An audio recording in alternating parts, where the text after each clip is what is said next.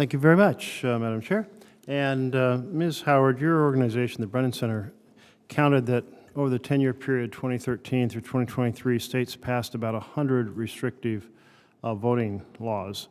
Did most of those happen after the 2020 election? Thank you for the question, Senator. I don't work on that specific project, but I will talk to my colleagues and we can get you that answer. Well, let me ask you this question. Many of these bills just created some kind of bias, like making it harder for people on Native American reservations to vote, or a limited number of drop boxes per county, so it was far fewer per person in high population counties than low population counties, things of that nature.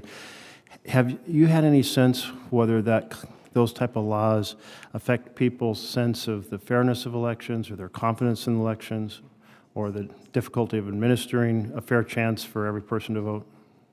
I think election officials in particular can get frustrated with administrative limitations that are perceived to be partisan. Election officials, even if they are elected officials with on a partisan ballot, our election officials, especially at the local level, administer elections in a nonpartisan manner, and that is something that is very core to what they do and how they administer elections. Okay, thank you. Let me turn to you, Mr. Fontes.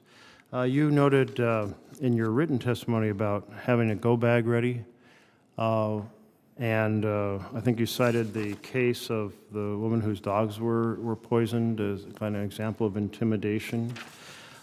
So I guess I'm trying to get a sense of how that is really diminishing the ability to recruit people. And several of you mentioned, and I think Mr. Schmidt, you mentioned this as well, like how many folks are retiring or leaving and losing expertise.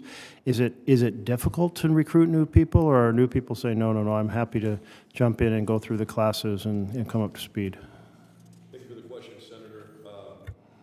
It's really an issue of common sense. Are you willing to jump into a civil servant's type of a paid job where your life and your family's health are going to be threatened, and the work that you do, regardless of the amount of integrity and honor with which you execute the work, is going to be questioned because of conspiracy theories and lies? It is almost It almost defies common sense that we have people who want to get into these jobs, but for the fact that these are the jobs that preserve our democracy. These are the jobs that are our democracy.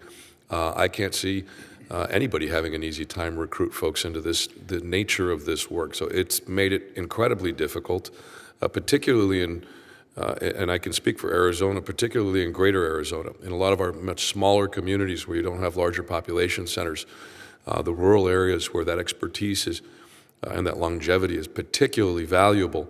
I think rural America, generally speaking, is probably suffering a lot more because of the circumstances. Okay, thank you. Mr. Schmidt, did you also see the difficulty in recruiting folks?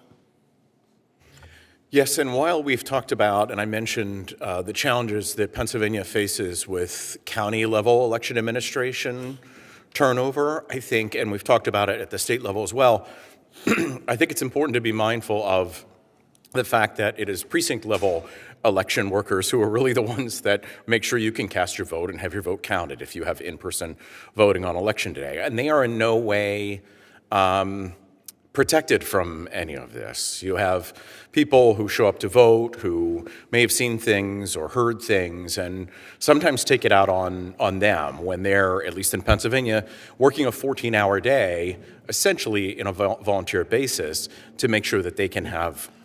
Thank you. I want to slip in one more question. And you talked about that Pennsylvania added vote by mail. My state of Oregon pioneered vote by mail. People came to love it. Every county, both sides of the aisle, but it's been controversial. Why did Pennsylvania decide to add vote by mail? Well, vote by mail passed in Pennsylvania in 2019. So a lot of people think because it came into effect in 2020 that it was related to the COVID environment, but it really was not. It was a way of making voting more accessible for Pennsylvanians. If you were a police officer working a 12-hour shift, if you're a firefighter working a 12-hour shift, you would not have had the ability to vote on Election Day in person, nor could you vote by absentee ballot because you weren't absent from your county on Election Day.